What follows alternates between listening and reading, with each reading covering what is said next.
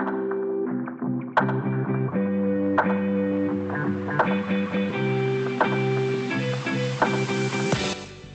it's your first time here, then thank you for joining us. This is the Doula's Guide to ... with me, Meg, also known as the Dungaree Doula. It's a podcast where we talk about all things pregnancy, birth and parenting. My aim is to share unbiased information alongside a bit of friendly chit-chat to ensure that you head into parenthood feeling confident and excited for what's to come. If you're new to the podcast and would like to know more about me, then go and check out episode 1 for a little introduction and a big chat on hypnobirthing, and the following episodes for some great birth and parenting preparation. And if you love the podcast, you can now leave me a little tip to say thank you via Buy Me a Coffee. Link is in the show notes. Huge thank you in advance. Before we get into this episode, I do want to quickly say thank you to everyone who has shown the podcast some love recently. I have been loving reading your reviews and messages about it, so thank you for letting me know. I've been really busy working behind the scenes recently on some really exciting stuff, including a full online course called the Doula's Guide to Preparing to Give Birth, which is almost ready and it is so good. As soon as it's ready, I'll let all of you lovely listeners know how to access it with a special discount code, so keep your eyes peeled for that. I've also been attending lots of wonderful births, and in a first for me, last week I ended up at 2 births within a couple of days of each other, which was just incredible. So as I record this, I'm still on a huge oxytocin high from a really incredible home birth, which has inspired me to record this episode all about giving birth at home, one of my favourite topics. So I'm going to be chatting about your right to give birth at home, how safe it is, what happens if you need to transfer, what happens on the big day itself, what you need, and what to do if you're being told you can't have one. So I hope it's really helpful and really joyful. Let's get into it. So one of the first things that always comes up when talking about giving birth at home is who can give birth at home, because it's not always presented to us as something that's an option, right? When we get pregnant, we just think we're going to give birth in the hospital. When we go to our very first midwife appointment, our booking appointment, they'll generally ask us what hospital we want to be under. A lot of the time, it's not actually even mentioned to us that you can choose to give birth in the hospital or in the midwife-led unit or at home. But anyone can give birth at home.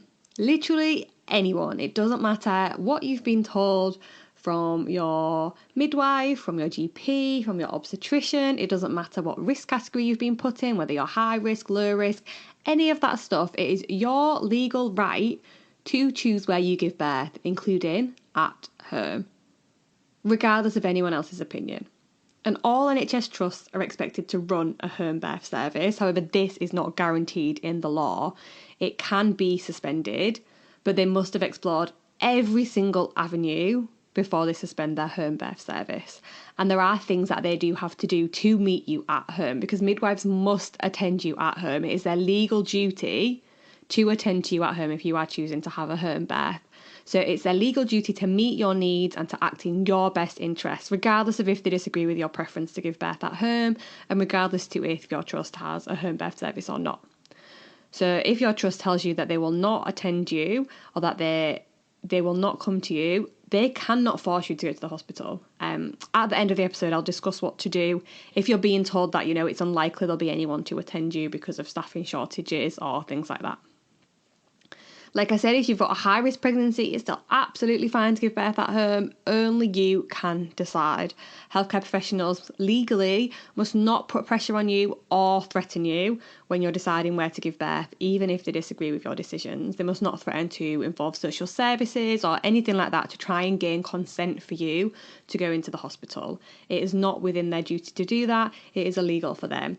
They're allowed to discuss with you your options. They're allowed to say to you, look, if you give birth at home, this is a risk factor. This is why we wouldn't recommend it. But they're not allowed to tell you no. They're not allowed to tell you not to. And they're not allowed to put any sort of undue pressure on you to make you not have a home birth. All they can do is give you the facts, give you the evidence, give you the statistics, and let you use that to make up your mind.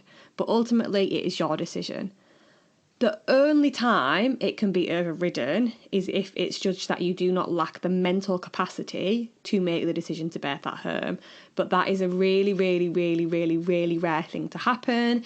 It involves legal procedure happening, and I'm not going to get too much into it now because it's just so rare that it's not worth discussing right now. But I will put a link to the birth rights article in the show notes where you can read up on that happening, because I know that's what everybody wants to know. But first of all, I'm just going to tell you what the main reasons are that people think they cannot have a home birth. Because a lot of people, you know, when they start to learn about how birth works and they start doing their birth preparation, they realise that being at home just makes logical sense, right? It's where your oxytocin is flowing. It's where you feel really safe. It's where you feel really comfortable. It allows all of those hormones to flow through your body so that your body can just do what it needs to do to be able to give birth, to be able to have a physiological labour, right? But we don't always think that we can. And these are the reasons that I hear the most from people about why they think that home birth might not be for them. The most common one, I've already just said, is I'm not allowed. Absolutely the most common reason. People will say, oh, I'd love to give birth at home, but I'm not allowed. But as I've just said, it is your legal right to choose where to give birth and to be supported in your choices. Even if other people, if healthcare professionals disagree, you're still always allowed. Another one is I don't have room for a pool. This doesn't matter either. I think we just sort of, because we see pictures or videos or hear birth stories of people at home giving birth in a pool, we always just assume that you have to have a birth pool to give birth at home, and that is simply not true. I gave birth at home and I didn't have a pool, not because I didn't have room, just because, I mean, I'm a doula. I knew what it was like to put a birth pool up and fill it up and take it down. It takes quite a while and I labour quite quickly. So I just didn't think it would be worth it for me. And it was the right decision. I wouldn't have had time. But a lot of people just think, I don't have room for a pool, so I'm not going to be able to give birth at home. But it absolutely doesn't matter. You could find room if you really wanted to. You could maybe move some furniture around and things like that. But if it's really not an option, you could utilise water in another way. Could you use your shower, rub that, have the shower sort of pointing against your back? Could you use your bath for some of it? Could you put warm or cold flannels on your body? Could you try other non-pharmacological pain relief options like massage, TENS machines, hypnobirthing, things like that? You don't have to have a pool. Another common reason is people saying, I don't want to deal with the mess. So that's fair enough. You don't want to have to deal with the mess after you've given birth. But home birth is really rarely messy. Like I said, like I've had a home birth and I've been at home birth as a doula a lot of the time, and it's not messy. If you have a pool, obviously you have to put that up and take it down. But if you have a doula, they'll generally do that for you. I always do that, and people don't even realise that I've packed it up, and they turn around and they're like, okay, it's gone.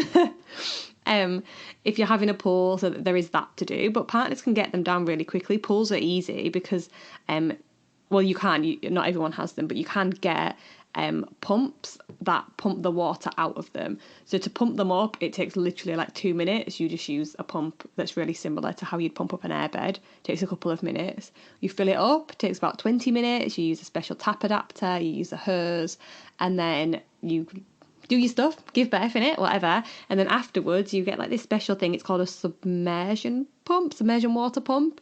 And you literally attach that to your hose, put it into the water, and it gets all the water out really quickly as well. And then you just pack it away. It's really not that difficult. And yeah, the rest of it isn't messy. You probably have some puppy pads down, you have some towels around, and that kind of contains the mess. And you just put the puppy pads in the bin, put the towels in the wash, and it's done. It's no more mess than you would have from any other day.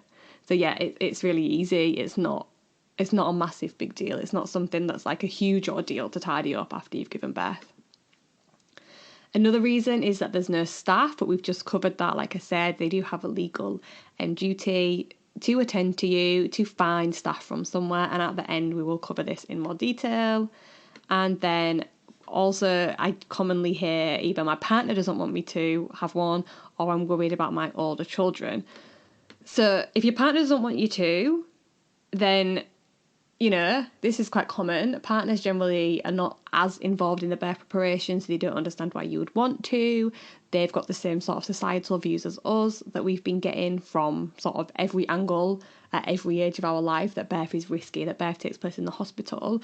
So they generally will not understand as much, but if you can educate them, if you can get them involved in your birth preparation, that's usually enough to convince them that birth is safe, birth is fine to give birth at home. If they're still not on board after that, then you need to have a frank discussion with them and just say, look, these are my wishes. I really want your support. I really want you to respect me in this decision. I really want you to be there for me. What is it that you're scared about? Let's work through it together. My partner didn't want me to have a home birth at first. Well, it's not that he didn't want me to. He just kind of was like, nope, it's too risky. We're not doing it. We're going to the hospital. And I'd said to him, it's not, look, like at this point I'd already done my doula training. I'd already been supporting people. And I said to him everything that I wanted. And in the end, I made him a PowerPoint presentation, so extra. I made him a PowerPoint presentation and I put on like all the statistics about how safe it was. I put up like the backup plans that we would have. I wrote on it like everything that I wanted, and he read it and he was like, okay, whatever, fair enough. And he basically, his words were something like, if you stop going on about it, then it's fine. I'll support you. I understand how much you want it. And I was like, okay, I'll stop going on about it now. And then we ended up having our home birth. And now he bloody loves it all the time. He tells everybody like how good it was whenever we find out people are pregnant, our friends are pregnant or anyone. He's like telling them that they should have a home birth. He's telling people about what a great day it was, how easy it was and stuff like that. So now he's like a home birth like convert. But yeah, he wasn't down either. And it is common for partners to not think that it's a good idea. But yeah, as soon as you start like talking to them about it, it all sort of, it falls into place. It can unravel. And like I said as well, people worry about older children. But I think the main thing to consider with this is that if you have older children, so say this is your second, third, fourth child, whatever, then if you were heading away from home, so for example to the hospital or the midwife-led unit, you'd still need somebody to look after your children, right? You can't take them to the hospital with you. So being at home solves that in two different ways. It either solves it in that you have your children around, which is fine, loads of people give birth with their older children around, or it solves it because if you were planning to head away, whoever was going to look after them then can just come and look after them either at your home or come and collect them and take them to their house, right?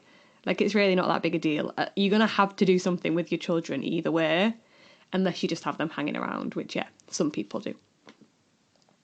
And then the last one, obviously, we're going to get straight into in a second, is what if something happens? So what if there's an emergency?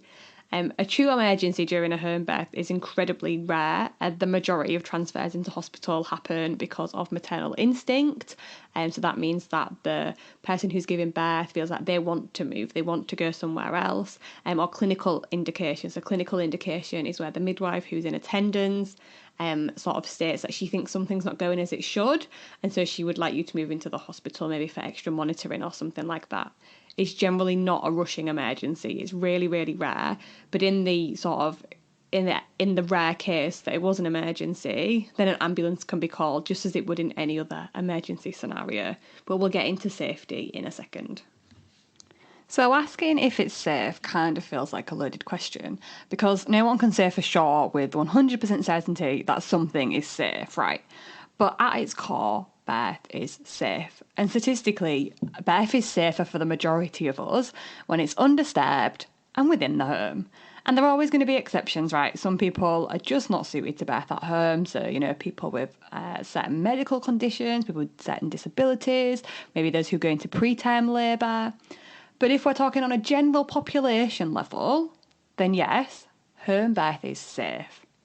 So in the UK, the biggest load of research that we have on home birth was done in 2020 by The Lancet. And I'll leave the link in the show notes so that you can check this out for yourself because it really is, it's a fascinating read. But this research, it looked at over 500,000 births.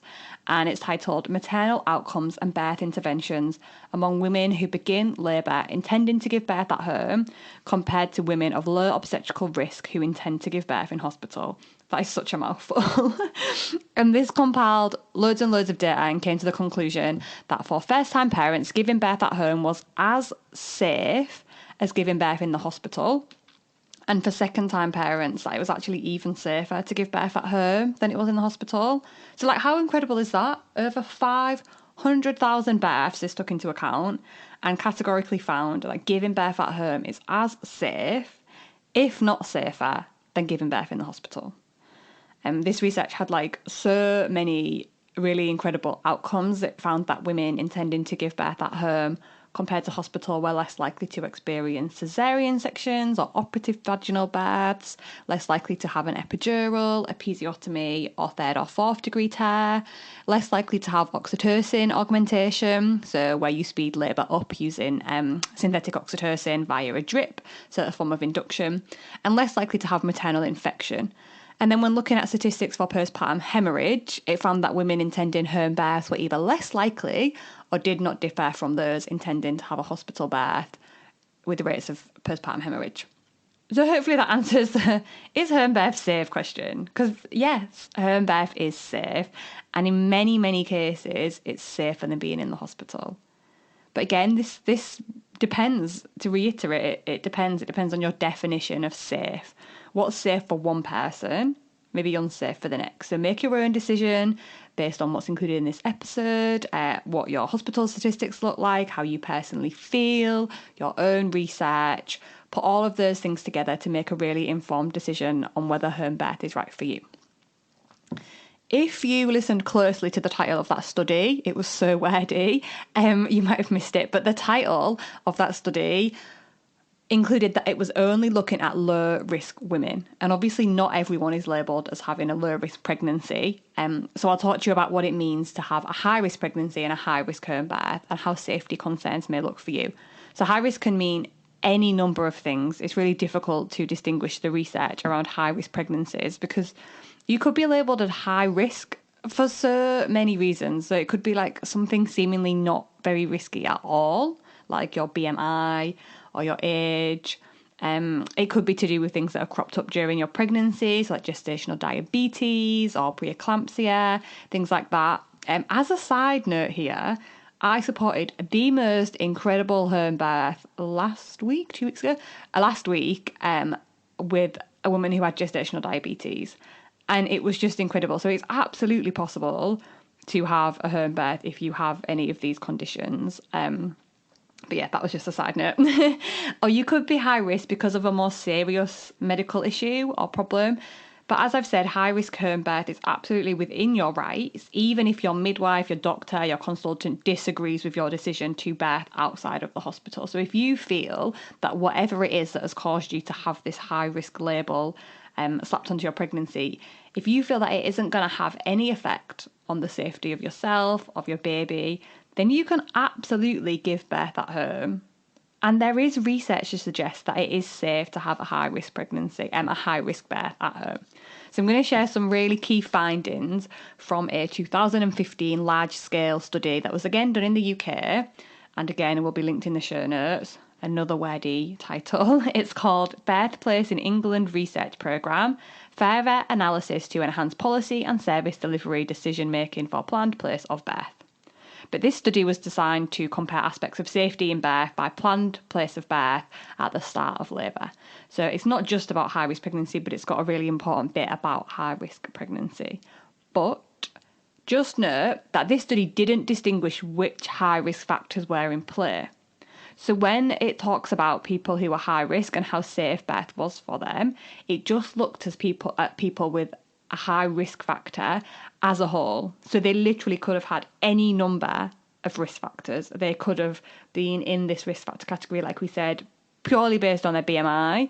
They could have been in it because of something incredibly medical and serious. We just don't know. They just looked at people who were called high risk. But this study found that in high risk birthers, planned home birth was associated with a reduced risk of maternal intervention or adverse outcome requiring obstetric care and an increased probability of having a straightforward birth compared with planned obstetric unit birth.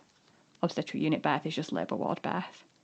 It found that in higher risk women, compared with planned obstetric unit birth, planned home birth was associated with a significantly reduced risk of an adverse perinatal outcome, and the difference reflected a higher neonatal admission rate in planned obstetric unit birth.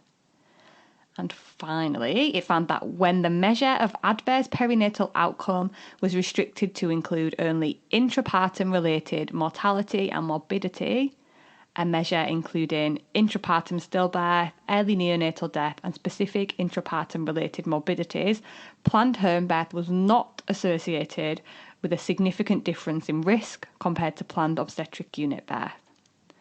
So home birth for high-risk women overall came with reduced risk of adverse outcomes. So this could be things like emergency caesareans, assisted deliveries, babies needed assistance at birth, It found that women were having more straightforward labours at home, so with a lot less intervention, and it found no difference in stillbirth or neonatal death numbers.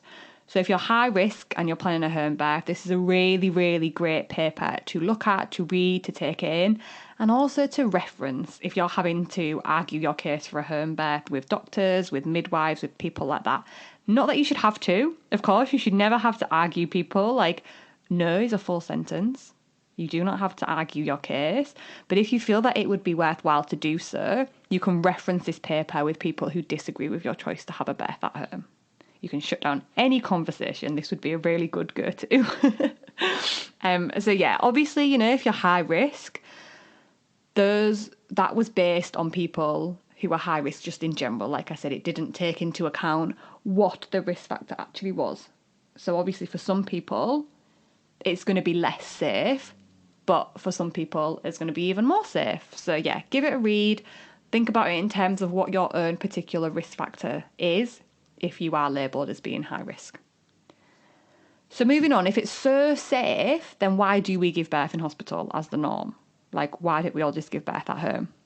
So basically, in 1970, the Peel report was published, and this recommended 100% hospital birth, followed by a few days hospital stay postpartum, based on no solid, reliable evidence. So this was basically for the safety of mother and baby. So the report stated, "We consider that the resources of modern medicine should be available to all mothers and babies. We think sufficient facilities should be provided to allow for 100% hospital delivery. The greater safety of hospital confinement for mother and child justifies this objective." But based on what we've just discussed, hospital is not safer at all. It's as safe, if not safer, to be at home. And pre-1970s, home birth was commonplace, so this recommendation just seems completely misguided. It states that modern medicine should be available without actually acknowledging that birth isn't a medical event. It rarely requires medicine.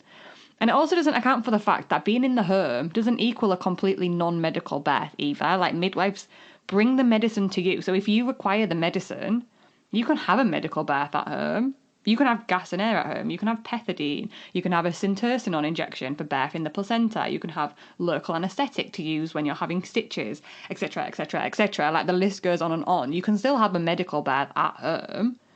So really, we have this report to thank for birth moving to the hospital under the guise of safety, which is incredibly frustrating because giving birth in the hospital is not always safer. For a lot of us, it's not at all. And to reiterate, I'm not bashing modern medicine. I'm not saying it has no place in birth. I'm not saying everyone should give birth at home. I'm not saying everyone should give birth drug-free.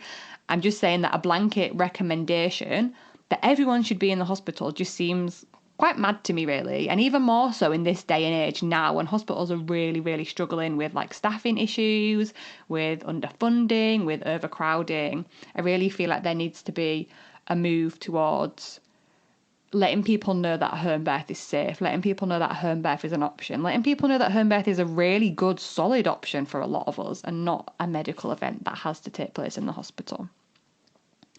So we touched on transferring into hospital at the beginning, but following, I will just talk a little bit about sort of people who worry about the safety concerns with a home birth. What about if you need to transfer into hospital? But like I said, the most common reason for transfer to hospital from a home birth is maternal request because of a long labour. So you've been in labour for, days.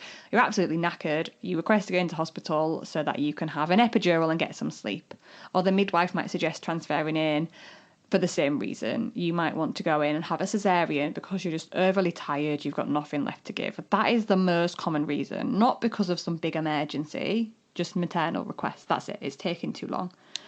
And don't get me wrong, you can have a long labour at home. Like, that's absolutely fine. Some people have labours that last days and days and days at home, and they just ride it out because they're comfortable. They're getting little bits of rest in between. Things are happening. But if you're not, and it's getting too hard, you can transfer to hospital. No problem. You can transfer into hospital at any time. This is such a non-emergency that most of the time you can just travel there to the hospital in your own car. You don't even need an ambulance, you don't need any assistance. You just go in your own car as if the plan the whole time was to go to hospital, like anyone else who's giving birth there. If there was any sort of distress that requires an ambulance transfer, midwives are highly trained to spot this in advance. So they would call an ambulance, you would be the highest priority because you're in labour, so they would get to you as fast as possible. And the delivery suite would be informed so that they were ready as soon as you arrive to take you in and to resolve whatever had happened. But this is super, super rare. Lots of things can be dealt with at home, and midwives bring loads of equipment with them if you or your baby should require any sort of help. Moving on, we'll talk about what happens, because we could talk about safety, about risk, about NHS, literally all day. But I think I've covered a lot of bases there. So I'll leave sort of further reading in the show notes. Feel free to have a look through those. You might also find some of my other podcast episodes helpful for further informing your birthplace choices. So episode 4, choosing where to give birth, obviously, and also episode 11, which is birth rights decision making, and finding up-to-date research too. And those 2 episodes might really, really help. But let's talk about what happens at a home birth and what you need. What happens at a home birth is completely down to you. Like, that's the beauty of it. Because you're in your own environment, you can do whatever you want. So in early labour, you just go about your day as normal, regardless of where you're planning to give birth. So even if you were choosing to give birth in the hospital, in early labour, you just go about your day as normal until it's time to transfer in. And with home birth, it's the same, you know, just have a coffee with a friend, walk the dog, do some pregnancy yoga. I don't know, whatever you were planning to do that day, go ahead with it. If it's bedtime, go to bed, get yourself some rest. If you're having midwives attend to you, so if you're not having a free birth, if you're just having a home birth but with midwives, then check if your trust is currently having staffing issues, because it seems like the whole of the UK at the minute are having staffing issues. And if they are, it can be a good idea to just give them a heads up at this point that you're in labour. So you don't want anybody to come out to you in early labour, but calling up the home birth team, the hospital, whoever it is, and telling them that things are starting out can be a good idea, just so that you know they're expecting you and they know they'll be called out to you at some point. It doesn't tell them when, obviously. You could be calling them in a couple of hours, you could be calling them in a couple of days, but it means that you and them can put plans in place to ensure that somebody is available. Because the last thing you want is to call them up at the last minute and for them to go, sorry, we don't have any staff. And then they don't have enough time to find anybody for you. Because as I've mentioned at the beginning of the episodes, midwives have a legal duty to attend you in labour or to find somebody who can. But obviously this process can take time, right? So if you ring them up and they go, we have no staff in this hospital, they need to find somebody to attend to you. But if you're already at the pushing stage of labour, they don't have much time to do that. So if you give them forewarning, it can be really helpful. So they can, if they can't get out to you, they could call up other local trusts to see if anybody further afield can attend you. If not, then some trusts have local independent midwives on bank who they can call upon. They might have people on call who are not meant to currently be working, but who they can ring up to come out to you, things like that. But this does take time. So the more notice you give them for this, the better. It's obviously up to you whether you do this or not.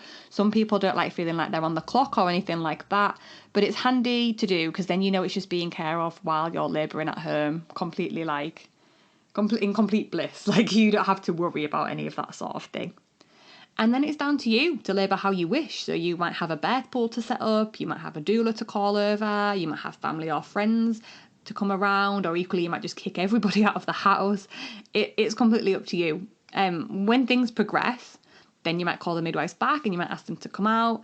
Usually they'll send one midwife out first to just sort of assess the situation. So this doesn't mean that they come and they give you a physical assessment, like a vaginal exam or anything, unless you want one, of course. It just means that they might come out and have a chat. They might observe you having contractions, see where they think you're at. If they think you're closer to the end, then they'll call out the second midwife, because you're meant to have 2 midwives attend to you, but yeah, they'll just send one just to see. But yeah, if they think you're near the end, they might call out the second midwife. If not, they might hold on and observe a little bit more to see if anything changes and then call them up, or they might say they're going to head back to wherever they're based and to call, if anything changes when things get more intense. If you call up and they can tell via the phone call that things are really close, so maybe from the noises that they can hear you making during contractions or how your birth partner or your doula describe what's going on, then they might send both midwives out together at first. When the midwives arrive, they like to do basic observations. So as with everything, this is your choice, but it's things like listening to baby's heart rate to gauge your baseline for further monitoring that they might do, checking your heart rate, your blood pressure and your temperature. and then they'll find somewhere to sit. So if you want them to stay in the room, they will. But in my experience, unless you're in the second stage of labour, so the pushing bit, they'll just sit outside the room, they'll fill in their notes, maybe eat some biscuits. You don't have to provide biscuits, but a lot of people do provide biscuits for the midwife. So they'll just sit out there, sit with their biscuits, fill in their notes, and then they'll pop back in when they want to do monitoring or just if they want to just check how things are going. You can choose every time about the monitoring, whether or not it's the right time or not. But yeah, it's completely up to you. In the pushing stage, I like to listen into baby's heart rate after every single contraction, but I'm not going to cover monitoring too much because that's a whole separate episode by itself. But there are lots of different approaches to this. Midwives also offer different approaches to the very end of labour, so the crowning bit, protecting your perineum. But again, that's for a whole other episode. So that's something to consider for your birth plan, how much or how little you want the midwives to be involved. They'll be nearby though during this second stage. And then once the baby's born, you go about all of your preferences for the golden hour. So how you want to birth the placenta, what you want to do with the cord, initiating feeding. And the midwives, again, generally leave you to it. And then after the golden hour, they could do things like weighing baby, newborn checks, checking for tears, stitches if you want them, filling in all their notes. And then they just leave you to it, which is just the best bit. You just get to get in your own bed with your brand new baby. And it feels like heaven. It is amazing. I asked on my Instagram recently what people's favourite things about their home birth was, and so many people said getting into their own bed and eating their own food with their new baby. It's just the best feeling ever. And that's it. It's super simple, super normal, sometimes super boring. It doesn't have to be, some remarkable Instagram-worthy, insane experience. For a lot of us, home birth's not like that. It's just a really natural, uneventful experience, but that's what makes it so special. And before I wrap up this episode, I'm quickly going to talk about what you need. You do not need much at all. So really, all you truly need is yourself and some towels. I'm saying towels are my ultimate essential. That's my number one thing you need, just loads of towels. Even if you're not using a pool, because you'll want them to protect your floors. So for when you start bleeding, when the placenta comes out, you'll want one to wrap your baby in. You want some to maybe wrap yourself in afterwards. You'll want to put some down on your bed to lay on top of. Honestly, towels and snacks, actually. Snacks are my other number one. But you can do it with just that. I did it with just that. I had loads and loads of snacks, a huge water bottle and loads of towels, and that was it. I didn't have any, coping mechanisms. I just used breathing, used active birth positioning, put some towels underneath me, and ate loads of snacks. I had some fairy lights actually, but they were already up in the bedroom, but I was glad of them once I'd turned off all the lights. Other things that you might want a birth pool. So I said at the beginning I didn't have one, but you might want a birth pool. If you do, you can get hold of these quite easily. So ask your local trust. Some midwife-led units hire them out. If not, local birth workers often do. So I have 2 which I hire out to clients. If you're in Leeds, you can hit me up if you want to hire a birth pool. But yeah, check with your local birth workers. You can buy them if you think you might use it multiple times, or you might want to pass it on, sell it on afterwards. You can buy one as well. You need anything that you might want to enhance the environment, or use as like a coping mechanism, like a TENS machine, fairy lights, what else? Affirmation cards, essential oils, cold flannels, toiletries. But that's really it. Obviously, if you have a pool, there's stuff that comes with the pool, so you need to have like a liner, a pump, a hose, tap adapters, some other little bits and bobs. But that's it. You can get hold of this stuff really easily. And it's all the stuff you would have at home anyway. Like your home is already set up to feel safe and calm. So there's not that much you need to do to enhance the environment. Just turn the lights off, basically. And that about wraps it up. There was one more thing that I wanted to discuss, but actually what I'm going to do is link a blog post that I've been working on in the show notes instead, because I think it's a lot easier to have this information written down. And that is about what to do if you're having trouble getting a midwife to attend you. Because I've had a couple of clients recently and we've meticulously worked really hard to ensure that they have a care plan put in place so that midwives have to attend on the day, and there's sort of a strict set of things that they have to do to find somebody to attend. So regardless of staffing issues. So look in the show notes for a blog on my experience of this, and how to contact various different people, how to get your trust to employ independent midwives, templates for speaking to the head of midwifery, templates for speaking to local MPs, and bits like that. It's definitely worth a read if you're currently struggling, or send it to your doula. If you've got a doula, get them to sort of do these things, because it helps. It gives you peace of mind, doesn't it, if you know that someone is definitely going to make it out. And that concludes this episode on home birth. I hope it was helpful and it's given you a lot to think about. If you're planning a home birth, I wish you all the best, and I would love to hear about it when it happens. The more wonderful home birth stories out there, the better. If you'd like to discuss planning for a home birth or any other aspect of pregnancy and birth in more detail, you can book in for a power hour with me. So this is a one-off 1 hour session to get clarity on your circumstances for £30. So I'll pop the link in the show notes. I also mentioned TENS machines in this episode. If you'd like to hire or purchase a TENS machine, I have a 10% off discount code. I'll link that in the show notes too. And if you have any more questions, then come hang out on Instagram where I'm at the Dungaree Doula. Please let me know if you enjoyed the episode. Thank you for listening. Please stick around if you enjoyed the podcast, like, follow and subscribe. And if you have the inclination, then please leave me a little review if you don't mind. It's so very helpful for getting my podcast out there in front of different people. See you next week. Bye.